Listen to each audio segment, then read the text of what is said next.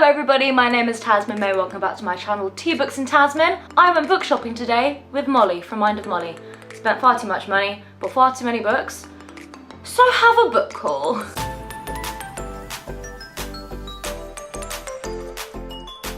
Mollie and I successfully got one photo today, and that was of us showing the stacks of books that we got in foils. It's a kit! I am not just going to show you the books that I got today, which is this whole ass bag full. I've used my tote bag from, I don't know how to pronounce it, Libreria. It's a bookshop on Brick Lane, I think, in London. But I also have, you can't see, well, this is the top of a stack, and there are 3 of them, and a few. I've a problem. But you know what? Jean told me the other day, she was like, we're living in a fucking pandemic. If buying books that you may never read helps make you feel better about getting through this time, then you know what?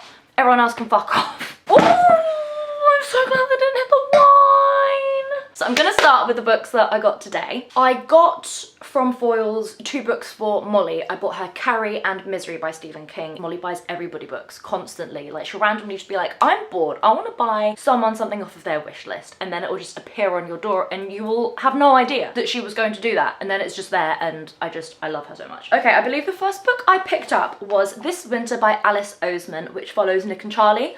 I haven't read Nick and Charlie yet, the novella.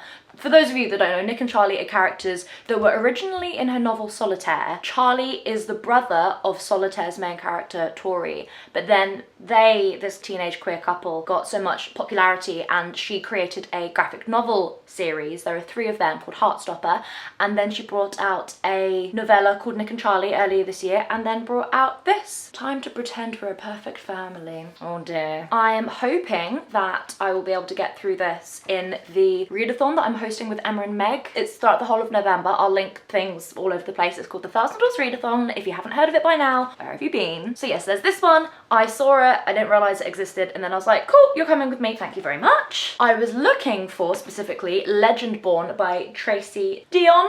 I saw Ash from A Dash of Ash talking about this on her channel, I think yesterday, and I didn't know that this was a Arthurian legend retelling. It obviously has a black protagonist as well, which is incredible. We love diversity in fantasy. Well, in everything, but you know, fantasy is notoriously bad for diversity, so we're getting there. YA is very, very good at diversity. I like to think that when the people that are currently reading YA, when they become authors and write adult fiction, it will be a lot more diverse because of the influence they had from the young adult that they read. So, you know, give it 20 years. Oh, the font's tiny. We follow a character called Bree. When the Legendborn reveal themselves as the descendants of King Arthur's knights and foretell a magical war, Bree must decide how far she'll go for the truth. Should she use her magic to take society down or join the fight? I was going to just show the ones that I bought now first, but it leads on. So I got sent an ARC by Harper for book 1 in the Once and Future Queen series by Clara O'Connor. Book 1 is called Secrets of the Star-Crossed. I'm 100 pages in and I'm really enjoying it. It's very, very young adult, but I'm willing to look past the insta-love and the kind of like, ugh, description of how hench these men are, and it's just things in the writing that really bother me are here, but I'm willing to look past it because the world is so incredible and the story is fascinating. This is set in an alternate timeline where the Roman Empire still rules in a part of England, so Londinium is what London used to be called, and our character, well, oh my god, what's she called? I haven't read this in a few days. Cassandra lives in Londinium. It's a mixture, the world, of Roman rule and technology, which is fascinating. I finally reached a point now where we are getting to the Arthurian sort of stuff. We have found out that magic is outlawed in the Roman ruled part of England, and there are some people that are displaying some forms of magic. Our main character knows someone that is. So it's about her deciding whether or not to continue on with society. She's a sort of person that's like perfect in society. She's beautiful. She's the daughter of a very, very wealthy merchant. She's betrothed to a young, beautiful man from a very well-to-do family. So she's never had to think about how the society may affect people that aren't as perfect as her. She is an empathetic character. She's just never been forced with that sort of reality before from anyone outside of her bubble. So this comes out on the 30th of January 2021. Think of it as a futuristic fantasy. You know how they had like gladiators and stuff like that? Well, that is televised and streamed everywhere, and people everywhere get to vote on it because Rome was famously the first democracy, or is that the Greeks? I'm sorry, Jean's gonna kill me now. Keep an eye on it. Good. Back to books that I bought today. I wanted to buy Nina LaCour's new book, Watch Over Me, which I haven't been able to find anywhere in the UK. I've been told it is available in some Blackwells. Not on the website, but in a few physical shops. Now, Foyles has a lot of American imports. This next book is an American import, and Legendborn was also an American import, I think. I don't like these shiny covers that they do in America a lot, but I wanted the book, so hey-ho. So they didn't have Watch Over Me, but I did pick up Hold Still by Nina LaCour, which is one of her earliest books. I think it might even be her first one. This one, I believe, isn't queer, as the books that I've read of hers since have been. Oh my god, I've just seen this on the inside.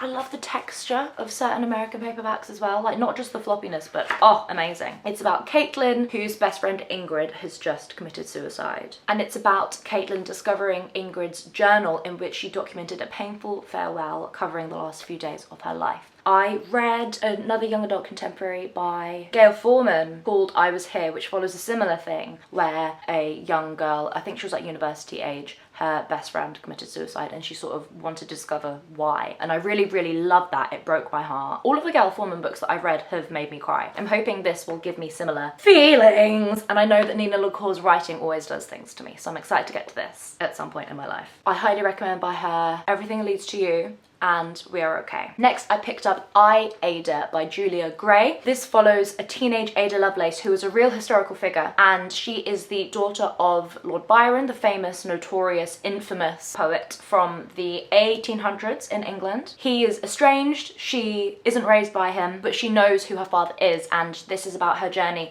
to try and understand more about her long-lost father, but also covers her being the world's first ever computer programmer. She was a genius. And for realsies, like really what happened in her life, she helped create the first computer. It's insane. She is quite famous within that world, but I am disappointed that not enough people know about her, and I'm very glad that a young adult book has been made about her, and I'm just ready for the film about her now.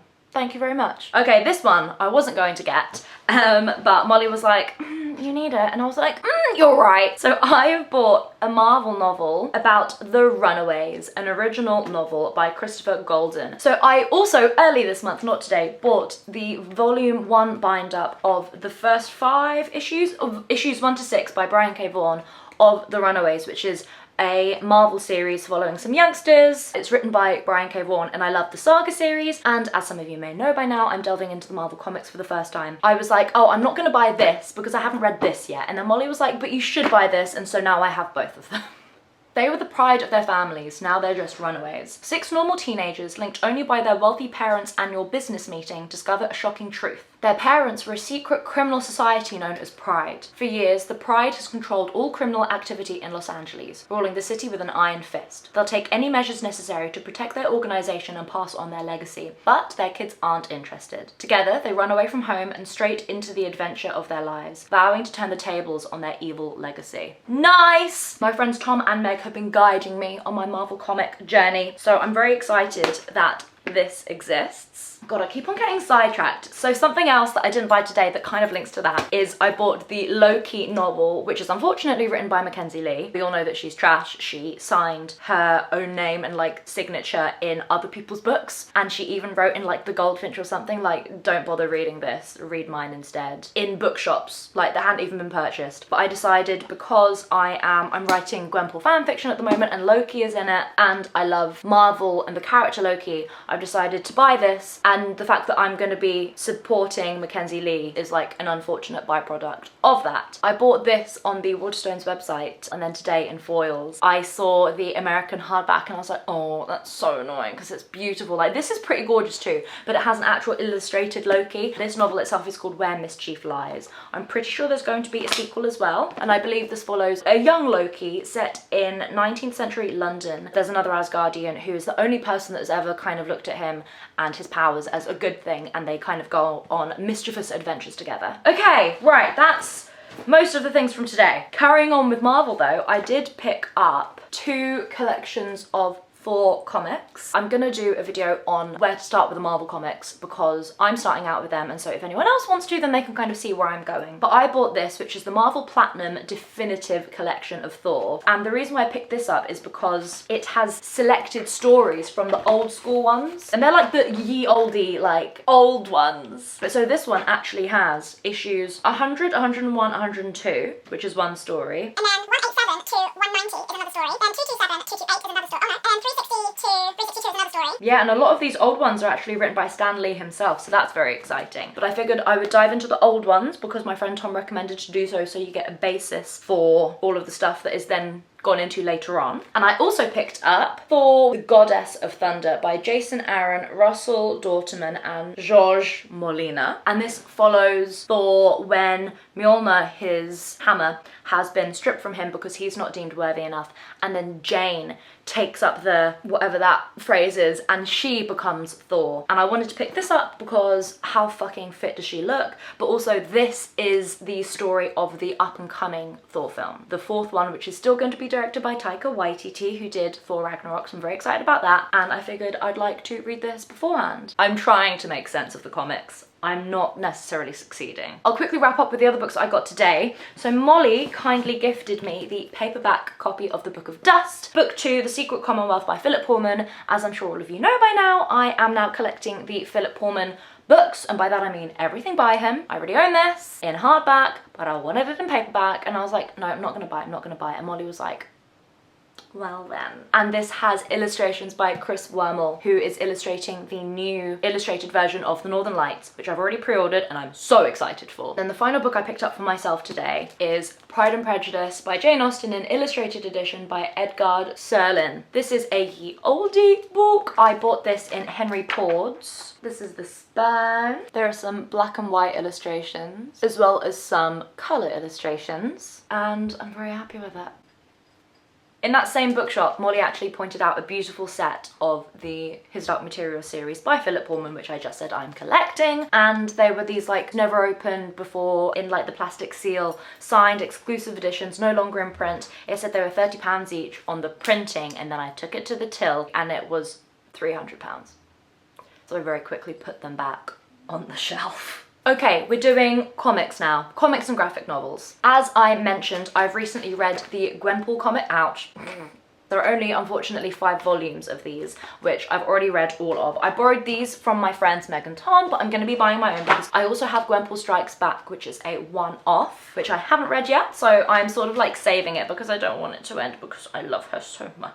One that isn't new now, but I bought pre-lockdown when I was in LA, oddly enough, is this collection of Lockjaw, who is one of the Inhumans. He's a big dog with magical powers, and I love him. He's in the Inhumans series as well on Disney+, so if you want to go watch more dogs, then do that. I'm also borrowing from Meg and Tom Ms. Marvel, which I'm very excited to get to at some point. And I'm borrowing from them Marvel 1602, which is Neil Gaiman writing about the Marvel characters in the 1600s. Not Marvel, but I've borrowed The Other Side, which is a Stranger Things graphic novel. Then I bought for myself Young Avengers, the complete collection by Alan Heinberg and Jim Chung. And then once I've read this, I'm going to read Young Avengers, The Children's Crusade, which is by the same writer-artist duo. So this is the complete collection originally, and then this came afterwards, and then there's another series that came after that, but I'm going to get that once I've read these. I can't remember the exact timeline of that. Basically, when the Avengers split up, at one of the points that they split up, these kids decided to take their place to help look after the world. I've shown you the Runaways that I got, and I also bought Champions, which is another group of young people. This is volume 1, and it's called Change the World. I wanted to get this one and the Runaways because there are crossovers with both of them, and also I believe Gwenpool features in Champions because Miles Morales is in this. Yes, there's Miles Morales as Spider-Man, and he and Gwenpool have crossovers. There we go, that's the end of the Marvel ones. Next, I got volume 1 of a new series called Safe Sex, which is about people having sex. From notorious kink writer Tina Horn, that can't be a real name surely, and featuring a diverse group of artists, a social thriller about sex, love and torture. It's sex criminals in Gilead, hustlers with a Sunstone twist. In a draconian America where sexuality is strictly bureaucratized,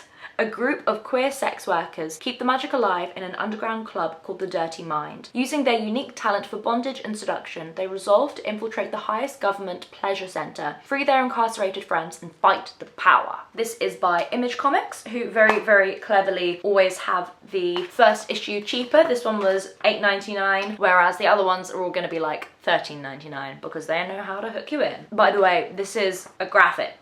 Wow! Wow! The final graphic novel I got is The Fire of Theseus by Jerry Frisson and Francesco Trifogli. This is a hardback that I got in Gosh Comics in Soho. It is a retelling of Theseus and the Minotaur, but with Theseus as a woman. We'll do some classics next. My lovely, incredible, beautiful best friend and flatmate Jess saw me oogling this beautiful Penguin Deluxe edition of Sense and Sensibility by Jane Austen, and she bought it for me because she's just the best thing in the whole entire world. It's got deckled edges and it's stunning. I have, oh, you can literally just see it there. That one that's facing out there is Persuasion in this edition. I love them, they're so beautiful. I don't like the Pride and Prejudice in this edition. I feel like it's very gothic, which just isn't what Pride and Prejudice is. Like, that cover would suit Jane Eyre, I reckon, not Pride and Prejudice. But this, on the other hand, mwah, stunning. Oh, same edition I bought myself, Jane Eyre by Charlotte Bronte. This is beautiful and I love it. I'm rereading Jane Eyre right now. I can't be bothered to get it, this edition.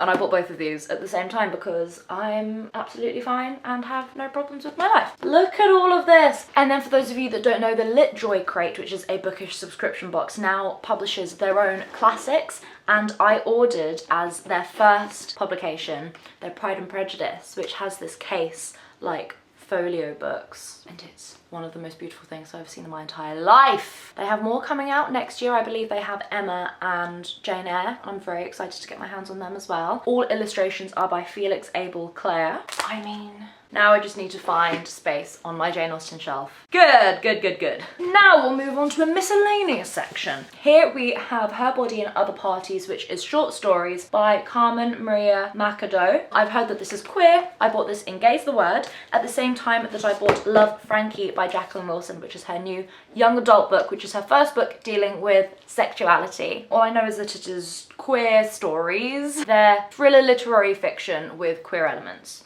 Jacqueline Wilson finally came out as queer last year, and this is her first time talking about female-female romance, and I'm very excited to read this. I bought this for my niece as well. Ugh, so stunning. Next, I have Number One Chinese Restaurant by Lillian Lee. It's about a Chinese family, and I read the beginning of it, and it's written in a broken English, the dialogue of one of the characters was written in a very broken English sort of way, in the way that some of my family members sound when they're trying to speak English, and that felt very real to me. So while I don't know anything about the story, I picked it up because I instantly felt that connection with it. I picked up The Girl at the Door by Veronica Ramo because Mollie told me about this and it sounded fascinating. It's about a pregnant woman who's in a relationship with a professor at university, and one day a girl turns up at her door going, "Oh, are you the professor's girlfriend?" And she's like, "Yeah." And this girl goes, "He raped me."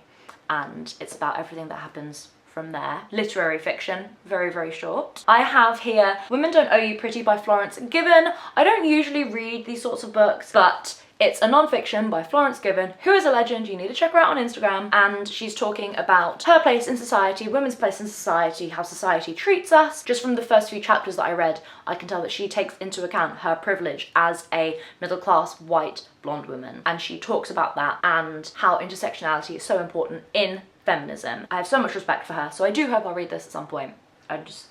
Yes. Next I have Here is the Beehive by Sarah Crossan. She is one of my favourite writers. She's only ever written YA before, and this is her first venture into adult literature. She writes in prose. Nope, she doesn't. She writes in verse. That's the one. I started reading this, but it was a bit too depressing for me to deal with at the time, so I haven't picked it up since. But reading her typical writing style that I'm used to, but then with swear words and talking about sex and stuff, was very like, ooh, this is new and exciting. So this follows a woman who for the last few years has been having an affair with a man who is married. She is married as well, and now he has died. And she is having to deal with the death of someone that she loved wholeheartedly, but no one knew that she was in love with him. She finds herself being drawn to his ex-wife and almost tries to find solace in her while this wife has no idea who she is. And something that's really beautiful in the writing is that it bounces backwards and forwards from present day where he's dead and going back to when they met. And also just this cover, hello. Oh my god, I love Sarah Crossan so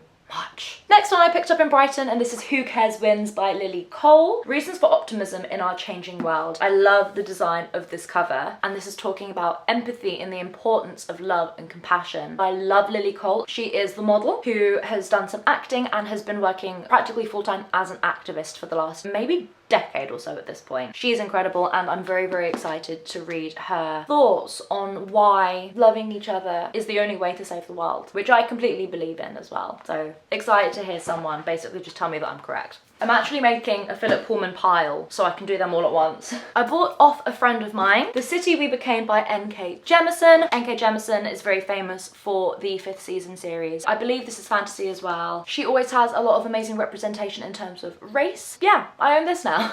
Oh, before I forget, I've been sent by a publisher Bill Bailey's Remarkable Guide to Happiness, which I'm currently reading. Thank you so, so much to Tandem Collective for sending it to me. I'm really, really enjoying it. He wrote it during lockdown. It's basically his thoughts on what makes him happy. It feels like I'm reading his diary. And also he's currently on Strictly. I love Bill Bailey! I thought of that because I've also been sent by a different publisher, Islands of Mercy by Rose Tremaine. This is published by an imprint of Penguin Random House. They asked me if I'd like a review copy and I said yes. Well, I say review copy, it's a full-on like finished hardback. I said yes because it has queer rep in it, and I was like, thank you very much. It's set in Bath in the year 1865. She is torn between a dangerous love affair with a female lover and a promise of a conventional marriage. I don't usually read historical fiction, but this dealing with sexuality within history intrigues me. When I was in Gosh Comics at one point picking up some of the graphic novels that I ordered online, I picked up Persepolis because I didn't realise, but they have a little secondhand section, and this was going for what, £3? This was one of the books that I've heard about for a very, very long time that I've just never quite got around to getting, but it was £3. So, you know, I just gotta do it. It is a graphic novel. It is a memoir of Marjane Starapi living in Iran. It is full of tragedy and humour and is a raw, honest and incredibly illuminating tale. It was also made into an animated film, I'm pretty sure. I was recommended when I was in Gaze the Word, A Love Story for Bewildered Girls by Emma Morgan. Didn't pick it up at the time, but then I kept it on my radar and I saw this come up on Bookswap. I got it for just a few pounds. Do I know what it's about? No, I don't. It's queer, female. It's a moving and exquisitely funny novel about love, sex and heartbreak. Okay, I'm pretty sure all of these ones now I bought when I was in Ironbridge. I will first show you all of the mass market fantasy paperbacks that I bought. We mentioned earlier that I love Arthurian legend, and I found Arthur and Merlin by Stephen Lawhead. Now these are actually books 3 and 2, but I looked up the series and this was the first one that was published, so I figured I could get these even though I didn't have the first book, because I could just start with the one that was published first and then that would be like a prequel in my head. I was lucky to find an entire trilogy. This is the second book and I've seen it in some other places before, but it had the third book and the third book. Wait, what? This is the Book of Isle trilogy by Nancy Springer. Book 1 is The White Hart, book 2 is The Silver Sun, and book 3 is The Sable Moon. And it's about unicorns! Oh, I forgot about this one. I actually bought this for my dad. This is Terry Pratchett's Eric, a Discworld novel. It's got Faust crossed out and then there's Eric, and I got this because my dad thinks the name Eric is ridiculous and he loves it because of that. Also, look at the detail on this cover. I love these old school Terry Pratchetts. Next, I picked up a book by Terry Brooks, and that is The Scions of Shannara, book 1 in the Heritage of Shannara series. This is another one of those books similar to Dragonlance, which I have here, which have multiple series within the world. I've heard of Terry Brooks before. The Dragonlance series is another series, another world that I've been trying to get into for ages. This is volume 1 in the Tales of the Magic of Kryn, and this series is by Margaret Weiss and Tracy Hickman. Then I have Legends, edited by Robert Silverberg, with Terry Pratchett, Anne McCaffrey, George R.R. Martin, Tad Williams and Robert Jordan. Another incredible cover, and these are all short stories. I have a book which is the 24th book in a series, and I bought it purely because of the cover. It's basically old school fantasy porn. The cover fascinated me, so I picked up Vagabonds of Gore, a book by John Norman. Is this gonna be the thumbnail? I think it could be. There were like over 20 of them in the series that had been delivered to her shop. And she was like, well, I'm sure some weirdo creep will want them at some point. And then she showed them to me. Meg's bookshop specialises in penguin books. And I have been meaning to pick up a book by Iris Murdoch for ages. Are we focused? Iris Murdoch, The Bell, yes. These are the details of her bookshop, by the way. So if anybody is interested, do give her a call. Do-do-do-do. Ooh, then I picked up Beyond the Deep Woods, which is the first book in the Edge Chronicles by Paul Stewart and Chris Riddle. Chris Riddle is my favourite artist, my favourite illustrator. My friend Hugh said that he grew up with these, and I was like, oh, okay, I'm giving it a go. I picked up a couple more penguins. I picked up A Handful of Dust by Evelyn Waugh. I love these editions. The cover design by Bentley, Farrell and Burnett. They famously drew all of Evelyn's covers while very, very high, and they are all stunning. I decided to go with this one because it's about an affair, and I always love reading about other people's affairs. The final penguin one I got was Elizabeth of Lambeth by W. Somerset Maugham. Now, for those of you that don't know, my birth name is Elizabeth. When I was younger, I was called Liza, and I live in Lambeth, and when I was there, my hair was purple. So I just couldn't leave this. Okay, next I picked up a couple, 4 of the old edition of Penguin Shakespeare's. They don't publish these anymore, which makes me very, very sad. So I pick them up wherever I can. We have Antony and Cleopatra, The Winter's Tale, Much Ado About Nothing, which is one of my favourites, and King Lear.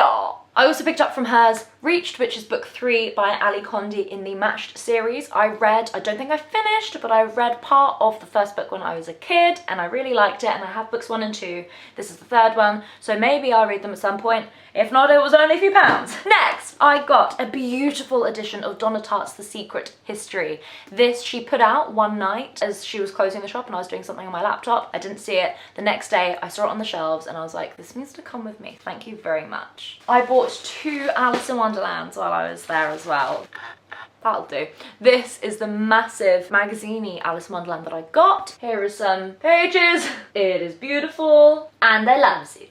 Oh. The final thing that I got from Meg's was another Alice in Wonderland. This is one of the most beautiful things I own. Another brunette Alice. She said that this one's particularly rare because a lot of times the plates are taken out to use as artwork, but this has all of the plates inside it still. I just utterly obsessed with this. While I was on that trip to Ironbridge, we went to a few other places nearby and I found in another bookshop this Folio Society edition of Lewis Carroll's Complete Nonsense and Utter Nonsense. Look at how beautiful they are. From that same bookshop, I bought this beautiful edition of Pride and Prejudice. There's Colin Firth on the cover. This was £1. £1 for Colin Firth's face. Blasphemy. And then on that same visit, I went to the Poetry Pharmacy. The Poetry Pharmacy is in Bishop's Castle. That's it, Bishop's Castle. It used to be a castle, now the town is called Bishop's Castle, where I bought these little postcards. This one I'm going to send to my friend Anne because she knits. And then As You Like It, I bought for myself because it's beautiful. And the thing that I bought from that bookshop that was a book is this book of poetry, Letters Home by Jennifer Wong. And I read the first page and it just made me cry. It's about being Chinese and English or British. I related to the first poem so much that I was like, you have to come with me even though I've spent far too much money already on this trip. Final non-Philip Pullman book is another edition of Alice's Adventures in Wonderland, but it's illustrated by Chris Riddle, so I couldn't leave it. I bought this in Waterstones. This wasn't from Ironbridge. Absolutely stunning. Like I mentioned, Chris Riddle is my favourite illustrator. I grew up with a lot of his books and I'm so glad to be able to add that to my collection now. This arrived on my doorstep and I was like, what's this? This feels like a magazine. What on earth did I order?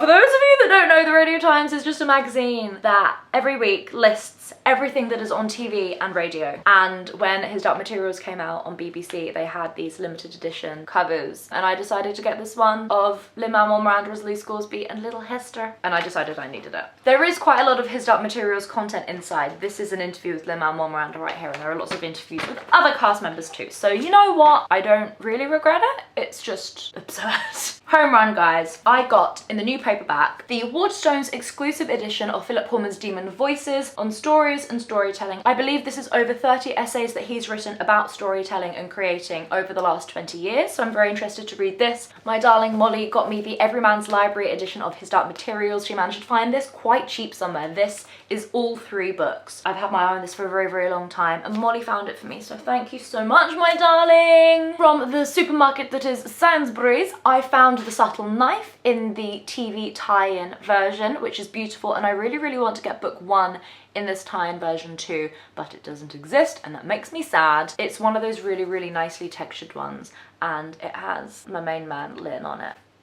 The only other one other than Demon Voices that was actually new is Serpentine, which is Philip Pullman's new novella. This takes place after the Amber Spyglass, and it's only just come out. It's teeny tiny. Teeny, teeny, tiny, tiny. I also got The Good Man, Jesus and the Scoundrel Christ, which is a non-fiction book about Christianity. Philip Pullman is a famous atheist, which is heavily involved in the His Dark Materials series, so I'm interested on hearing what he thinks of this, especially as I myself am an atheist and I look up to Philip Pullman so much. I'm very excited to hear his thoughts. Final few, I got this one off of Depop. This is another edition of Northern Lights, which is book 1 in His Dark Materials. I got this edition of The Subtle Knife, which is book 2 in His Dark Materials. And I got the whole set in this edition of His Dark Materials. We've got Northern Lights, The Subtle Knife, and the Amber Spyglass. That is all of them. If you're still here, let me know, because oh my god, legend. As always, my usual links are down below. I will also put all of the Thousand Doors things down below as well, and my brain stopped working. So I love you all so much. Take care, stay sexy. Mwah! Pew.